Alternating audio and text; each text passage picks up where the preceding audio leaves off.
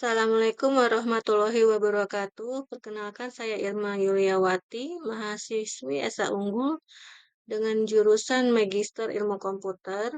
Saat ini saya akan mempresentasikan tugas mata kuliah Rekayasa Perangkat Lunak yang berjudul Perancangan Sistem Informasi Terintegrasi untuk Pengelolaan Aset BMN.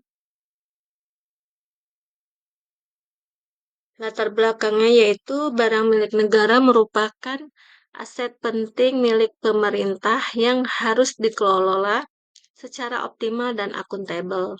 Pengelolaan BMN mencakup seluruh siklus hidup barang, mulai dari perencanaan, pengadaan, penggunaan, pemeliharaan, hingga penghapusan. Salah satu tahapan penting dalam pengelolaan BMN adalah proses penetapan status penggunaan atau PSP yang berfungsi untuk memberikan legalitas dan kejelasan status pemanfaatan barang oleh satuan kerja. Dan juga dalam prakteknya masih ditemukan berbagai kendala dalam pengelolaan BMN, khususnya terkait keterlambatan atau kelalaian Satker dalam mengajukan PSP.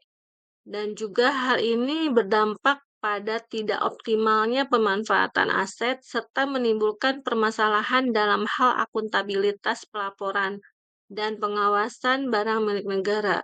Meskipun sistem informasi pengelolaan BUMN telah tersedia, proses pemantauan pengajuan PSP oleh Satker masih dilakukan secara manual oleh pihak pusat atau eselon 1. Yang tentunya memakan waktu dan rentan terhadap human error. Dan metodologi yaitu seiring dengan perkembangan teknologi informasi, diperlukan sistem yang tidak hanya bersifat informatif, tetapi juga proaktif dalam membantu proses pengawasan dan pengambilan keputusan. Oleh karena itu, dibutuhkan pengembangan sistem informasi terintegrasi yang mampu memberikan peringatan atau warning system secara otomatis kepada pihak eselon 1. Terkait satker mana saja sih yang belum mengajukan PSP secara yang belum mengajukan PSP sesuai dengan ketentuan yang berlaku, dan juga dengan adanya fitur ini pihak pengelola dapat dengan mudah dan cepat mengidentifikasi satker yang belum patuh terhadap kewajiban administrasi BUMN sehingga proses monitoring dan pembinaan dapat dilakukan secara lebih efektif.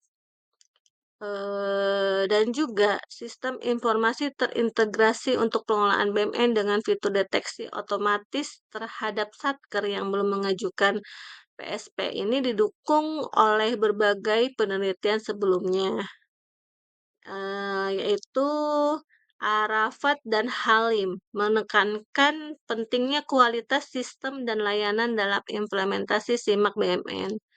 Sementara Atmaja dan Susanto serta Tohari et al. Menunjukkan bahwa penggunaan teknologi mobile dan QR code dapat mempercepat proses inventarisasi.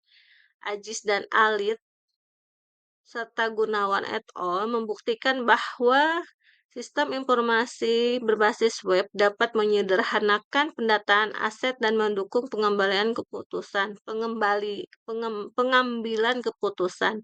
Dan juga Nurdani dan Devitra menyoroti pentingnya data terpusat dan akurat.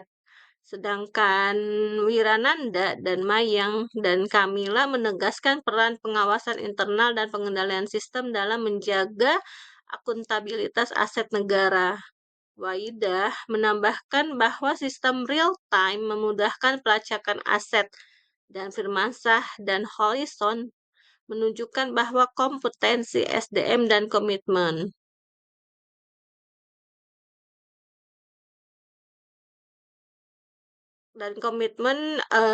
organisasi turut menentukan keberhasilan sistem.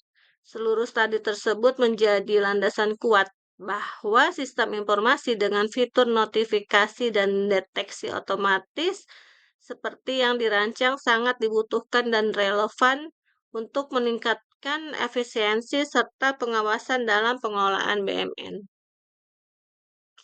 Dan selanjutnya yaitu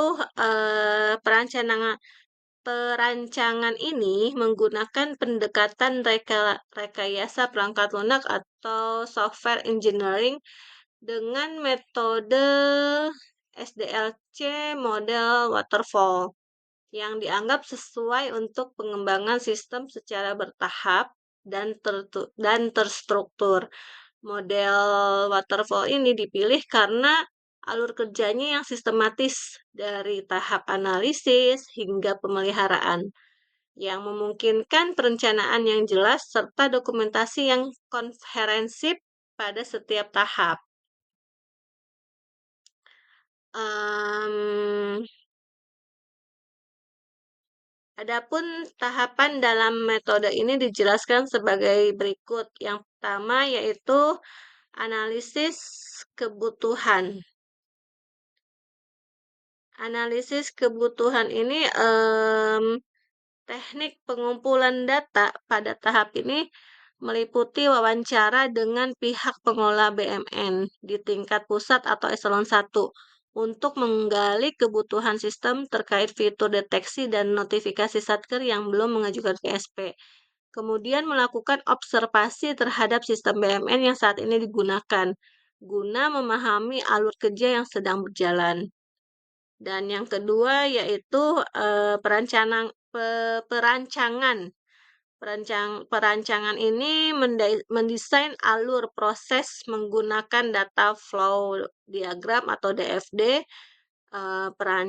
perancangan basis data dengan entity relationship diagram atau IRD, serta merancang tampilan antarmuka pengguna user interface. Selanjutnya, yang ketiga yaitu implementasi sistem. Membangun sistem berdasarkan hasil perancangan menggunakan bahasa pemrograman dan teknologi yang relevan. Dan yang keempat yaitu pengujian sistem. Melakukan pengujian terhadap sistem dengan metode black box testing untuk memastikan seluruh fungsi sistem berjalan sesuai dengan kebutuhan. Dan yang terakhir yaitu pemeliharaan, memberikan perbaikan terhadap bug dan peningkatan sistem berdasarkan umpan balik pengguna. Dan selanjutnya yaitu result and discussion.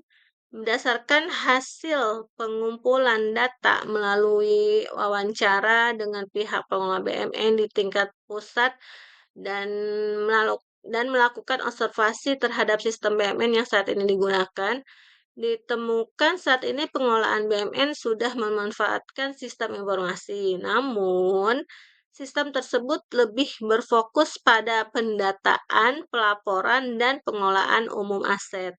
Proses pemantauan pengajuan PSP dari Satker masih dilakukan secara manual dengan cara menelusuri data satu persatu. Beberapa kelemahan yang diakibatkan oleh permasalahan ini antara lain.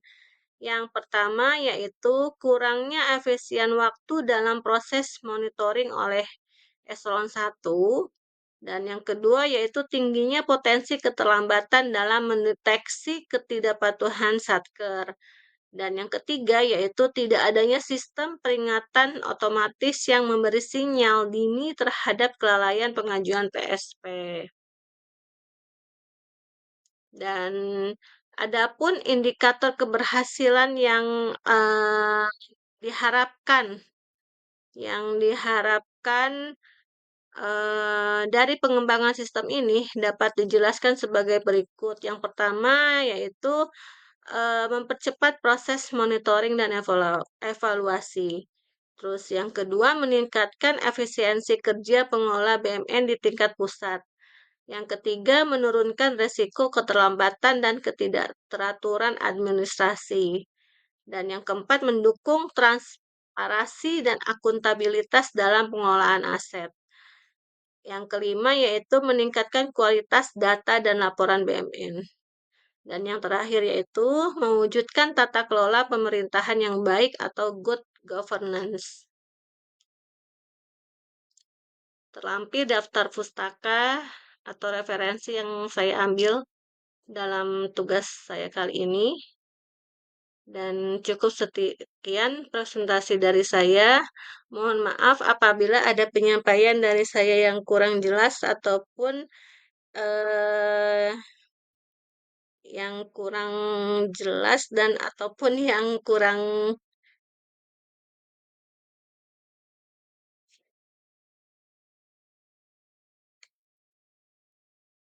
baik. Sekian dan terima kasih.